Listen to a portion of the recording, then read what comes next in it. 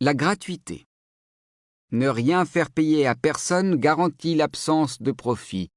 Il ne faut pas confondre attirer l'attention et se faire payer. Joseph Ferrara, avocat en propriété intellectuelle. Si vous voulez attirer rapidement l'attention, jouez la carte de la gratuité. Donnez gratuitement quelque chose de valeur. On adore tous l'idée d'obtenir quelque chose gratuitement. Au supermarché, des échantillons gratuits de produits alimentaires sont distribués. Vous avez sûrement déjà reçu une offre pour tester un produit pendant 1 mois sans obligation d'achat, et il y a fort à parier que certaines de ces offres gratuites vous ont incité à effectuer un achat que vous n'auriez peut-être pas fait. Si les offres gratuites existent, c'est parce qu'elles fonctionnent. L'offre gratuite est subventionnée par les ventes supplémentaires. J'ai démarré mon activité de formateur et de consultant en diffusant gratuitement mes travaux de recherche et en écrivant sur mon site web. Résultat, des centaines de milliers de personnes découvrent le Personal MBA, apprécient son contenu et me considèrent comme une ressource fiable et utile. Le plus souvent, ils m'autorisent à continuer de leur transmettre gratuitement des informations encore plus utiles par email. Régulièrement, je propose un entretien gratuit par téléphone à des clients potentiels. Il n'y a aucune obligation de leur part et je ne demande aucune contrepartie. À chaque fois que je fais cette offre, je reçois des centaines de demandes et suis en contact avec de nombreuses personnes intéressantes. Parmi ces prospects qui acceptent un échantillon gratuit de mon activité de conseil, beaucoup deviennent des clients, contribuant à faire de la gratuité le fondement de mes activités de formation et de conseil. En général, proposer de la valeur gratuitement est un moyen rapide et efficace d'attirer l'attention. En offrant à vos prospects quelque chose de valable gratuitement, vous attirez leur attention et leur donnez la possibilité d'expérimenter concrètement la valeur que vous leur promettez. Menée intelligemment, cette stratégie vous apporte des ventes que vous n'auriez pas conclues autrement. Certes, donner de la valeur gratuitement attire l'attention, mais rappelez-vous que l'attention seule ne vous rapporte pas un sou. De nombreux chefs d'entreprise poussent trop loin le concept de gratuité en oubliant qu'il est fondamental de générer des revenus pour une entreprise. L'attention est nécessaire pour attirer des clients, mais si elle n'aboutit jamais à des ventes, elle ne va pas permettre à votre entreprise de survivre. Pour un résultat optimal, focalisez-vous sur de la valeur que vous pouvez fournir gratuitement, mais avec l'objectif clair d'attirer des clients qui vont payer pour votre offre. La permission. Vendre à des gens qui veulent entendre parler de vous est plus efficace que d'interrompre des étrangers qui ne s'intéressent pas à vous. Seth Godin. J'ai fait quelque chose d'impensable. J'ai ouvert mon dossier spam qui contenait 1555 messages non lus, la plupart du style « Des filles russes très chaudes veulent chatter avec vous »,« Achetez du Viagra en ligne »,« Stoppez instantanément votre chute de cheveux ». Je n'avais rien demandé. Les spammers m'ont envoyé ces messages sans se demander s'ils m'intéressaient ou pas. Je n'ai aucune envie de chatter avec des filles de l'Est, aussi chaudes soient-elles. Je n'ai pas besoin de Viagra vendu au marché noir et j'aime être chauve. Dans quelle mesure suis-je susceptible de lire ces messages, voire d'y répondre? Je n'ai absolument aucune chance de les lire et encore moins d'y répondre, bien au contraire. Je vais faire tout mon possible pour passer mon chemin et je n'achèterai jamais ce qu'ils me proposent. Malheureusement, de nombreuses entreprises pensent que les spams sont le meilleur moyen d'attirer l'attention. Les appels non sollicités, les communiqués de presse, la publicité de masse ou un courrier adressé à votre nom, mais, là encore, non sollicité, sont les équivalents légaux les plus répandus des spams. Couvrir une population aussi large que possible, indifférenciée, avec un message standard dans l'espoir qu'une infime partie d'entre eux y répondent. Au tout début de la publicité à la radio et à la télévision, les pages de publicité fonctionnaient bien. Lorsqu'il n'y avait que 3 chaînes, les téléspectateurs étaient plus susceptibles de prêter attention aux spots publicitaires. En achetant un seul créneau publicitaire de 30 secondes aux heures de grande écoute sur chacune des 3 grandes chaînes, vous pouviez atteindre 90% des téléspectateurs en une seule journée. Aujourd'hui, les individus ont la possibilité de laisser de côté tout ce à quoi ils ne veulent pas prêter attention, soit en ignorant le message, soit en réorientant leur attention ailleurs. Dès que vous commencez à leur parler de quelque chose qui ne les intéresse pas, ils ne vous écoutent plus. Demandez la permission d'échanger avec un prospect après qu'il a profité d'une offre gratuite est plus efficace que les interruptions publicitaires. Offrir réellement de la valeur attire l'attention et demander la permission vous permet de communiquer avec des gens que vous savez intéressés par ce que vous avez à leur proposer. La permission est un véritable atout à posséder. Entrer en contact avec de nouvelles personnes est une démarche souvent difficile et coûteuse. Il est beaucoup plus facile et nettement moins cher de relancer quelqu'un que vous connaissez déjà. Il vous suffit d'un email, d'une lettre ou d'un coup de téléphone.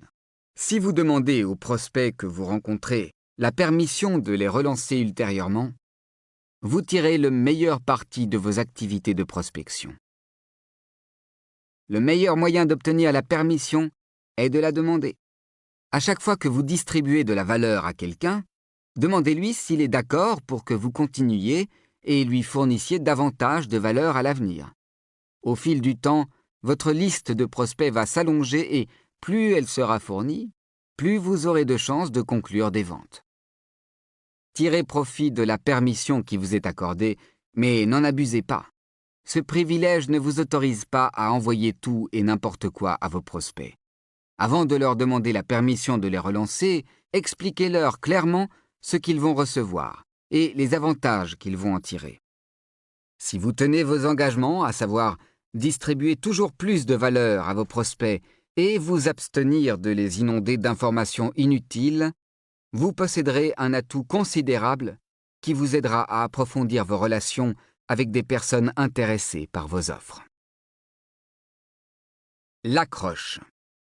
Si tu peux le faire, c'est pas de la frime. Dizzy Dean, célèbre joueur de baseball. Les messages complexes sont ignorés ou oubliés. Vos acheteurs potentiels sont très occupés. Ils n'ont pas le temps de prêter attention à toutes les informations qui les assaillent au quotidien. Si vous voulez qu'ils se rappellent qui vous êtes et ce que vous proposez, vous devez attirer leur attention et la maintenir, sachant que vous n'avez que quelques secondes pour y parvenir. Une accroche est une formule ou une phrase qui décrit l'avantage principal d'une offre. Il s'agit tantôt d'un titre, tantôt d'un slogan très court. Dans les deux cas, son but est de dire pourquoi les gens désireraient ce que vous vendez. Prenez le titre du livre de Timothy Ferriss, La semaine de 4 heures. Ce titre nous promet plusieurs avantages qui attisent notre curiosité. 1. 4 heures, c'est beaucoup moins que le temps de travail habituel, et la plupart des individus rêvent de travailler moins. 2. Vous pouvez gagner autant en travaillant 4 heures qu'en bossant 40 heures par semaine. 3. Si vous travaillez moins, vous avez davantage de temps libre. Tout cela en 5 mots. Pas mal, non? Si l'on associe à ce titre accrocheur la couverture originale, qui montre un type s'adonnant au farniente sur une belle plage tropicale, les orteils en éventail dans un hamac, on a tout ce qu'il faut pour convaincre des lecteurs potentiels d'acheter et de lire ce livre. Apple a utilisé une accroche pour lancer son iPod. 1000 chansons dans votre poche. À l'époque, les baladeurs étaient d'encombrants lecteurs de CD et de cassettes et la publicité utilisée pour promouvoir les premiers baladeurs MP3 reposait sur la mise en avant de la performance technologique, la taille du stockage en mégaoctets. L'accroche d'Apple soulignait le principal avantage. Au lieu de se trimballer avec des centaines de cassettes ou de CD, on pouvait désormais transporter sa musique préférée dans un tout petit appareil à l'élégance irréprochable. Le slogan en 5 mots de la marque à la pomme a fait des miracles. En un peu moins d'un an, 236 000 iPods de première génération se sont écoulés. Un démarrage foudroyant, surtout si l'on considère que c'était la première percée de l'entreprise sur le marché de la musique en mobilité. L'accroche a attiré l'attention et la qualité du produit a fait le reste. Lorsque vous créez une accroche, concentrez-vous sur l'avantage principal de votre offre. Faites ressortir ce que votre offre a d'unique et pourquoi elle mérite l'attention. Procédez à une petite séance de brainstorming pour trouver une liste de mots ou de phrases qui décrivent votre avantage principal, puis essayez de les associer pour en faire un slogan. Créer une accroche est un exercice créatif, et plus vous brainstormez d'accroches différentes, plus vous trouverez rapidement celle qui marche. Une fois votre accroche en poche, utilisez-la. Faites-la figurer sur votre site web, vos publicités, vos cartes professionnelles. C'est l'une des premières choses que vos prospects doivent voir. L'accroche attire l'attention et votre marketing et vos vendeurs sont là pour conclure la vente. Meilleure sera votre accroche, plus vous attirerez l'attention et plus vos clients satisfaits parleront de vous à leurs amis. L'appel à agir. Ne me faites pas réfléchir. Steve Krug, expert en utilisabilité. Il ne sert à rien d'attirer l'attention d'un prospect si c'est pour le voir disparaître ensuite. Si vous voulez conclure une vente, vous devez inciter vos prospects à agir. Vos clients potentiels ne peuvent pas lire dans vos pensées. Pour les motiver à passer à l'étape suivante, dites-leur exactement ce qu'ils doivent faire. Les messages publicitaires les plus efficaces incitent les clients à l'action. Une action parfaitement claire et nette. Imaginez un panneau publicitaire au bord de la route qui indique « Les hamburgers de Tony sont les meilleurs ». Que vont faire les conducteurs qui voient ce message en passant? Rien, probablement. Selon toute vraisemblance, ce panneau publicitaire est une perte de temps et d'argent.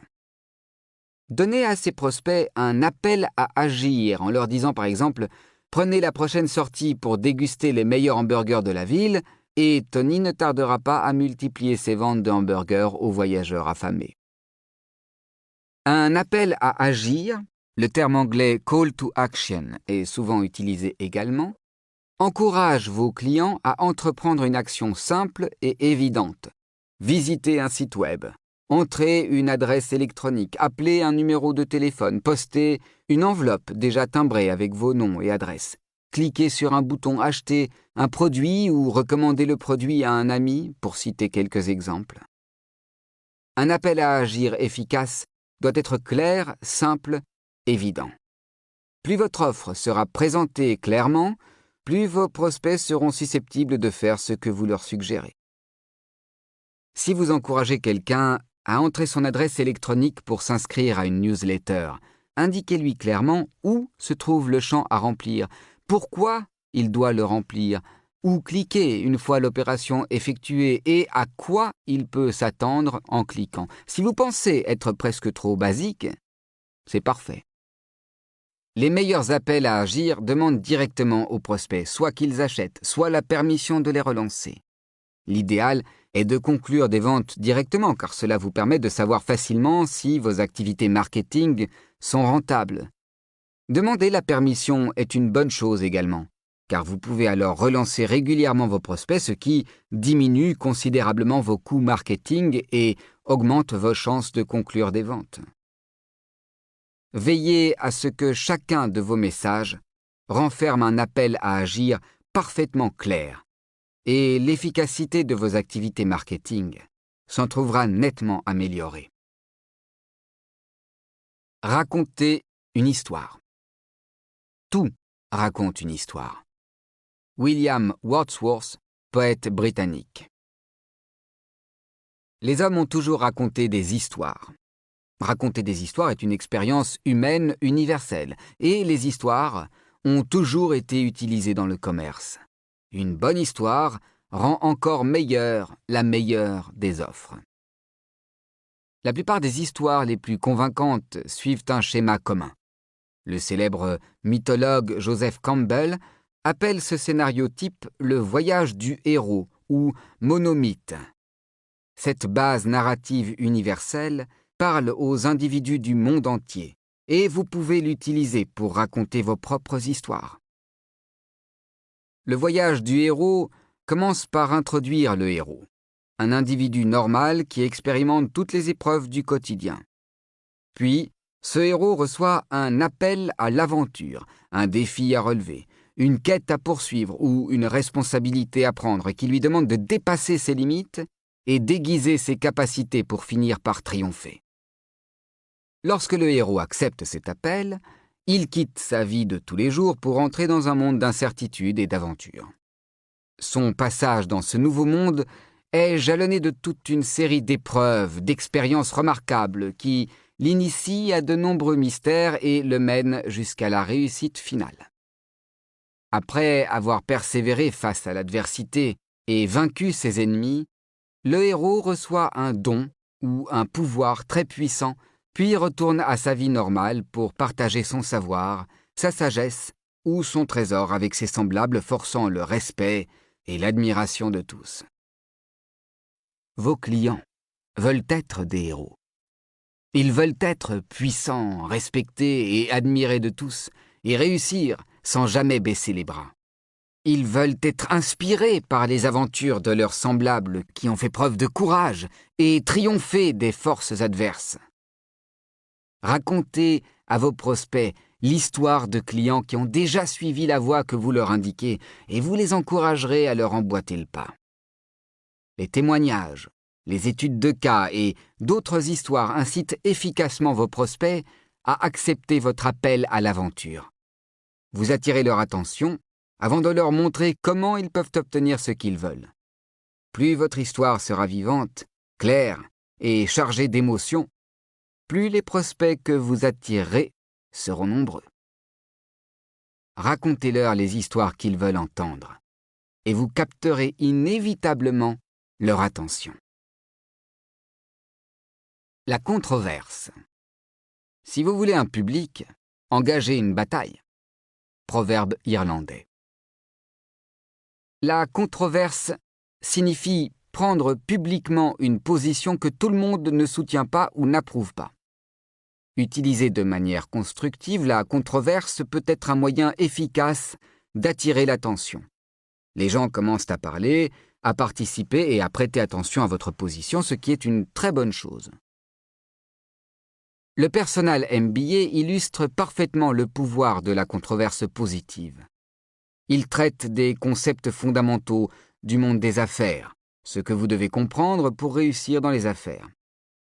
Je suis fermement convaincu que n'importe qui peut apprendre ce qu'il a besoin de savoir sur l'entreprise sans suivre un programme de MBA classique et y engloutir des sommes folles qui hypothèquent son avenir. Certaines personnes sont en désaccord total avec ma position, notamment les titulaires de MBA sortis des universités américaines les plus prestigieuses. Candidats ou diplômés, ils sont souvent très virulents pour exprimer leur désaccord, dénonçant mon approche de l'enseignement du business sur leur propre site web ou laissant des commentaires sur mon site. Je trouve que cela n'est pas une mauvaise chose. Ce petit courant de controverse a permis à l'approche que je défends de se développer au fil des années sans publicité.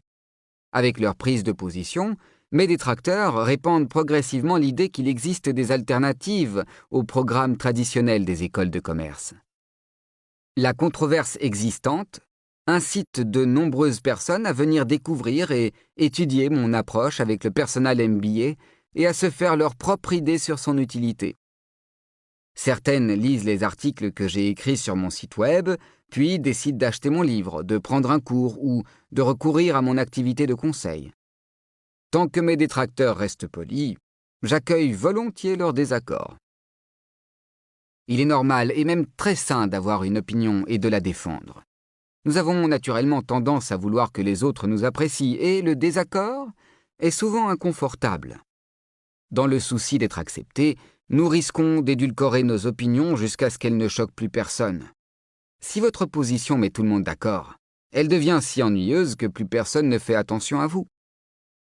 Par conséquent, n'hésitez pas à soutenir une position que tout le monde ne partage pas, à ne pas être d'accord avec votre interlocuteur ou à prendre position contre quelque chose.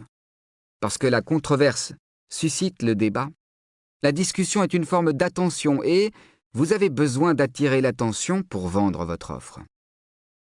Ce n'est pas pour autant que toutes les controverses sont de bonnes controverses. Il n'est pas toujours facile de distinguer une controverse constructive d'une controverse inutile ou immotivée, voire destructrice.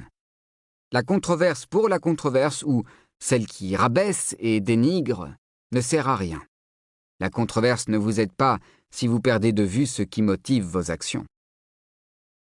Tant que vous restez conscient de la finalité de ce que vous faites, susciter une controverse modérée peut être un outil efficace pour encourager les individus à se renseigner davantage sur votre offre. La réputation. Que ça vous plaise ou non, la perception du marché devient votre réalité. Howard Mann, acteur et comédien. Selon moi, le concept de branding, de marque, est employé à toutes les sauces et prend une importance excessive dans le monde actuel. Il n'y a rien de magique ni de complexe dans le développement d'une marque. Lorsque des entreprises disent qu'elles veulent valoriser leur marque ou développer leur capital marque, elles veulent en réalité améliorer leur réputation. La réputation représente ce que les individus pensent globalement d'une offre ou d'une entreprise donnée. La question de la réputation est naturellement évoquée à chaque fois que des gens parlent entre eux. Certains produits ou services valent leur prix, d'autres pas, certaines expériences méritent d'être vécues, d'autres pas, certains individus font de bons collègues, d'autres pas. Comme personne ne veut perdre son temps ou son argent, tout le monde est très attentif à ce qui se dit à propos d'un produit ou d'un service qui l'intéresse. Il est particulièrement précieux de développer une bonne réputation. Et les consommateurs sont souvent disposés à payer plus cher le produit ou le service d'une entreprise qui jouit d'une bonne réputation.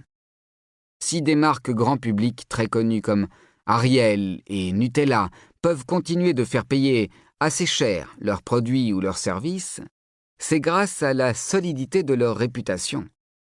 Les consommateurs potentiels veulent être certains que l'achat qu'ils envisagent va leur apporter un avantage, que leur entourage va approuver leurs décisions et qu'ils ne vont pas gaspiller leur argent.